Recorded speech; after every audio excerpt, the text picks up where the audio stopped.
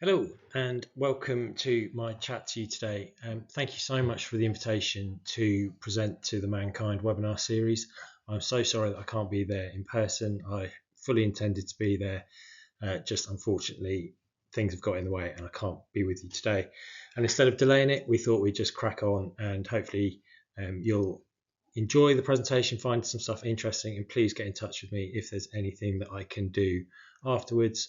I know Mark's going to lead the chat and Q&A after the presentation. If there's anything that you want to ask me directly, please reach out either on LinkedIn or via email, which I'll give at the end. So my name's Tim Woodhouse, and I am the Kent and Medway Suicide Prevention Programme Manager. And over the next 20 minutes, I'm going to talk to you a little bit more about who I am. I'm going to talk a little bit about what a Churchill Fellowship is, because that's why I've been invited to speak to you today. I'm going to talk a little bit about who and why people are dying in domestic abuse related suicides, and obviously some specific thoughts about male victims, and then crucially some of the 66 ways I think we can implement to reduce DA related suicides. So I've already told you that I work in Kent and Medway as the Suicide Prevention Programme Manager. I think that's important to note. I'm coming at this from a suicide prevention angle rather than necessarily domestic abuse expertise angle. I'm an NSPA steering group member, and crucially for the presentation today, I've completed a Churchill Fellowship, which is a research programme which allowed me to go across to 3 different countries and search for best practice in relation to DA related suicides. Some of you may be wondering what on earth a Churchill Fellowship is. Well, fundamentally, it's a too good to be true experience. So it's a national charity, fantastic national charity. They fund UK citizens to travel anywhere in the world to research anything they want to in the world. As you see on the screen, they fund up to 8 weeks of travel, research and expenses. And for me, I visited Iceland, Slovenia and the States. As you can see on the screen, all they want to do in return for that money is for you to come back and try and make positive change within this country. Really fantastic opportunity. The next intake is in November, and please consider applying, whether it's on this topic that we're talking about today or whether it's something else that you're passionate about. It really is a once in a lifetime opportunity to get funding to explore best practice around the world and bring it back to this country and hopefully make a positive change. And obviously that's one of the reasons I'm doing this presentation today, to try and spread the word about my research, but also the recommendations that I've got to make things better and hopefully reduce the number of domestic abuse related suicides that we see. This is the front cover of my Churchill Fellowship report. It's entitled "The Person Most Likely to Kill a Victim of DA is Themselves." And that stat is from a National Police Chiefs Council. That's not just me saying it, it's from a National Police report, which identified that more victims of domestic abuse take their own life than are murdered by their perpetrators, which is quite shocking, really. It's not something I think that the country appreciated before that stat came out.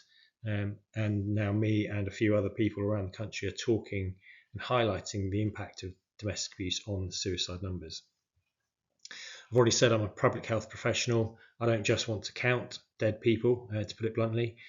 I want to be able to reduce the number of suicides that we see going forward, which is why my Churchill Fellowship report is absolutely solutions focused. There's 66 different recommendations. I was told that that's too many. Well, it may be in terms of trying to get people to act and understand what the top priority is. However, I think there are so many different things that we could be doing if only there was the political will, the financial incentive, and just the national commitment. So I didn't want to skimp on any. I've put them all there, but I'm also very conscious that there will be loads more that I'm not aware of. There'll be loads of good ideas happening around the country already that I'm not aware of. So please get in touch if there's something that you're doing which is fantastic already, or you think there's something that I've missed. Okay, so now let's have a little chat about who is dying and why and how many people. Well, the short answer is, frankly, way too many people. we know that, as I've already said, the National Police Chiefs Council found that more victims of DA died by suicide than were murdered by their intimate partner. Within that research programme, they found that 209 male victims of DA took their own life out of the 723 total suicides, domestic abuse related suicides that they looked at. That's about 30%. That's a little bit smaller than the number of male victims, the proportion of male victims that I'm finding in Kent and Medway, but it's still a huge number, over 200, and so we need to be doing something about this. You can see in the top right-hand corner that the NKISH National Confidential Inquiry, based in University of Manchester, which is a suicide prevention research unit, found that 7% of all middle-aged men who die by suicide have been victims of DA, which, if you can extrapolate the total number of middle-aged men dying by suicide, gives you a pretty good estimation of numbers. And again, we're talking in the hundreds. Down in the middle of the screen, the bottom middle, you can see my work in Kent Medway, where we found that 33% of all of our suspected suicides have been impacted by domestic abuse over the last 6 years. And as you can see, well, you can't actually see it because my face is hiding it, but if you extrapolate that into national figures, you're talking about 1,800 domestic abuse related suicides annually across the country. Crucially, we know that this is absolutely going to be an underestimate. Even though these numbers are large, they're not going to be the true figures, because we know that domestic abuse is massively underreported. That is true for female victims, but is absolutely also true for male victims. We know that not everyone seeks help, either from friends or family, or especially from services, and in particular, they don't go to the police. So we know that these numbers are big, but absolutely they're not as big as reality. So a bit more statistical detail and a little bit more information about what we mean by suicides that are impacted by domestic abuse. Well, you can see that we break that down into 4 different categories. So people who are known to the police only as a victim of domestic abuse, that accounts for about 6% of our total suicides that we see in Kent Medway. Then there's a second cohort, which I wasn't aware of, and I must admit this comes back to me not being an expert in domestic abuse. I wasn't aware of this cohort when we first started doing this work, although I am now. And that's people who are known to the police as both a victim and a perpetrator of domestic abuse. And it's within this cohort that we see a lot of the male victims who die by suicide. So a number of the male victims who are dying are also known as a perpetrator.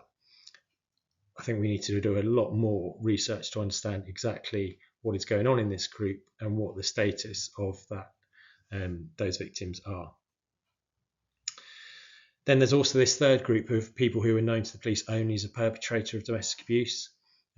This is a group that is heavily in favour of male, the proportion is heavily in favour of males. And then the final cohort is people who are known to the police as an involved party. Now that's sometimes adult witnesses, or it could be children growing up in abusive households or family units. But it's it's the smallest group that we have. I should highlight, you might not be able to see it completely at the bottom of the screen, but although I'm confident in these percentages and I'm confident that they reflect the situation in Kent and Medway, and I use the proportions to extrapolate to a national estimation, I don't think that's good enough, quite frankly. We need to have a national data collection process so that we don't have to just rely on estimates from Kent and Medway. So that's, as you can see, my recommendation, 56 out of 66, is that we need a better, or we need to establish a national database. So who is dying in DA-related suicides? Well, we absolutely know that female victims are dying. I felt so drained. He pushed me over the edge. I felt useless and like I was dead inside. He treated me like an animal, told me I was worthless. I was completely alone. I wanted to kill myself. I needed to get out. We also know that there are other groups. He ended up trying to take his own life, and he said he wanted me to get back with him. I didn't want to, but he wouldn't accept it. He threatened to kill himself again. He just wouldn't take no for an answer. And then there are definitely male victims of domestic abuse who are dying. The way she abused me was very different to the way abuse is traditionally depicted. It wasn't violent, but if you can drive someone insane to the point they want to take their own life, then that's just as damaging. And then finally, for this slide, there's also that group I talked about earlier, people labelled by the police as both victim and perpetrator. They had been coercively controlled for years, but when they finally lashed out, they were the one arrested. They develop addictions, lash out more, or kill themselves.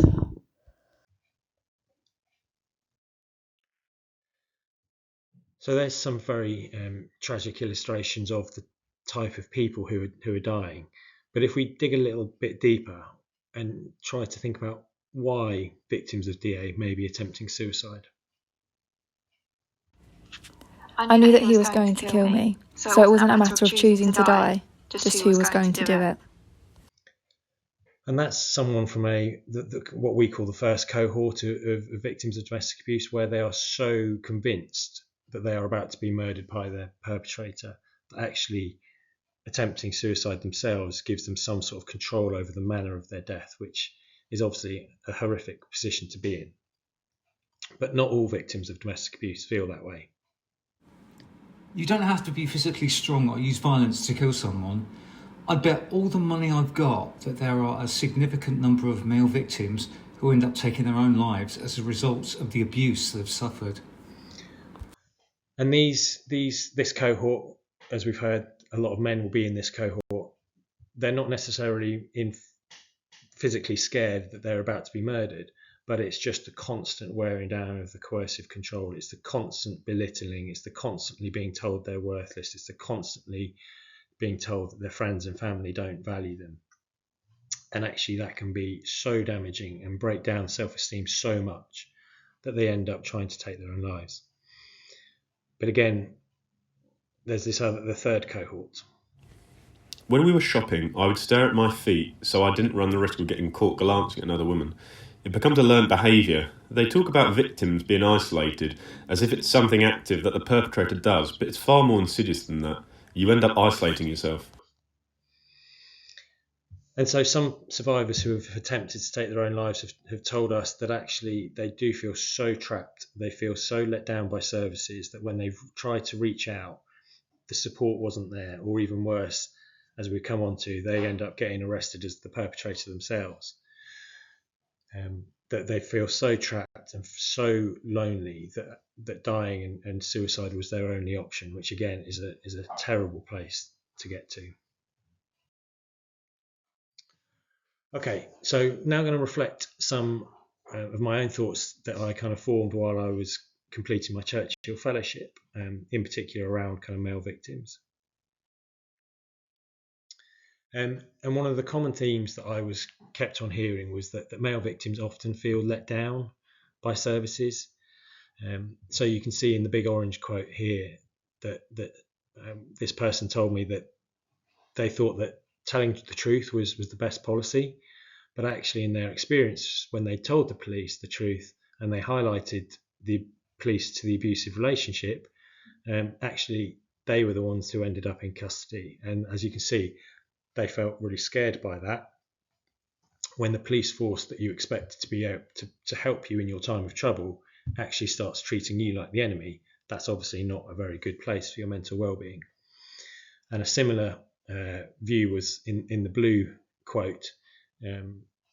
This was a frontline practitioner talking about one of the men that she supported, the male victims that she supported, and that they didn't want to go to the police because his perpetrator had told him that she was going to file a counter complaint, and that would ensure that the police investigated him. And some of the stories that male victims hear is that the police are going to believe the woman in the first instance unless there's an overwhelming burden of proof. So you can see here in the blue quote, well, this is this male victim did everything that we would, as professionals, tell them to do. They sought help, they went to the police, they told their friends, they told the mental health services, but actually no one believed them in the first place. No one actually did anything to support them. And so they just ended up feeling even more isolated, even more alone, even more trapped in the abusive relationship. And then in the orange bubble, as we can see, it goes back to something that I've highlighted before, and I'll highlight again in respect to a different quote and a different conversation I had in America. But police officers often arrive at that domestic abusive incident predisposed to believing and expecting that victim to be female. And that's something that was repeated to me by Damien Frierson, who is a US Department of Health and Human Services official who specialises in supporting kind of male victims of domestic abuse. And he told me that often victim support services, as you can see in that middle red quote, victim support services often talk in binaries from a heterosexual and heterocentric perspective. They are expecting the victim to be female and they're expecting the perpetrator to be male. And when that's not the case, they find it very difficult to support the victim appropriately. And if you take your eyes to the bottom of the screen, Damien talks about that services have to be much more responsive to male victims. You have to start from a point where you believe them in the first place and that you're genuine about supporting them. Because if the men who do seek help, and again, he highlighted the fact that many don't, but if men do seek help, but then find that the service isn't genuine about supporting them, they will disengage, and as Damien says, with potentially tragic consequences. So overall, this is absolutely a national scandal. I believe that nearly 2,000 lives are being lost every year to domestic abuse related suicides, and we as a society need to disrupt the status quo.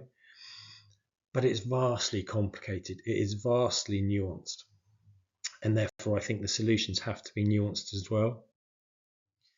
I do believe that the majority of high risk, high harm abuse is perpetrated by men against women, and we there know that female victims of domestic abuse are dying by suicide. However, and this is in no way contradictory, certainly not in my mind, I am very well aware that many male victims of domestic abuse are also dying by suicide. I think for different reasons. I think they are less likely to be physically threatened and physically believing they're about to be murdered by their female perpetrators. However, they are probably likely to be worn down by that coercive control and probably likely to be very frustrated by the system response to them as male victims of domestic abuse. We also know that there's this group in the middle, which actually men are more prevalent in than women. And there's that this is the group that are known to the police as both victims and perpetrators. Now, we simply don't know enough about this group to really talk about it in any sense. We don't know that whether this is because the victims in this group are fighting back and then therefore being arrested as a one-off, or whether it's they are the subject of malicious counterclaims of abuse, like we heard one of the male victims being frightened of earlier on in the presentation. So as I say, this is very nuanced. There is no easy solution. There isn't one simple group of people that we can focus on. So we cannot just say, okay, yes, this is just a male victims of domestic abuse scenario, or it is just a female victim of domestic abuse scenario. It's got to be, yes, it is a male victim scenario, and yes, it is also female victims, and yes, it is also female victims who are also perpetrators, and so on and so on and so on. So I think that's, in my report, I've identified 10 different domains, 10 different groups of people that I think we all need to support. And these are the domains, and apologies that my face is covering up the ninth cohort, but absolutely, and I won't go through them one by one, but we need to start off by supporting younger people to recognise and value what a healthy relationship is, and that is absolutely boys and it is absolutely girls. The second cohort is that I do think we need to provide better support for women and girls who are being abused. But then in the third cohort, I also believe, and it's not contradictory, that we also need to provide much better support to men and boys who are being abused. And I'll come on to some specific recommendations for that cohort in a little bit. So here are some of my 66 different ways that I think would work to reduce the risk of DA-related suicides. I've already just mentioned that we need to support young people better. And one of the projects I identified in the States, or I was able to talk about to people in the States, was this Coaching Boys into Men program. And it started off with high schools in the States using sports coaches, to talk about domestic abuse, to talk about violence against women and girls, to talk about respectful and healthy relationships, to American football squads.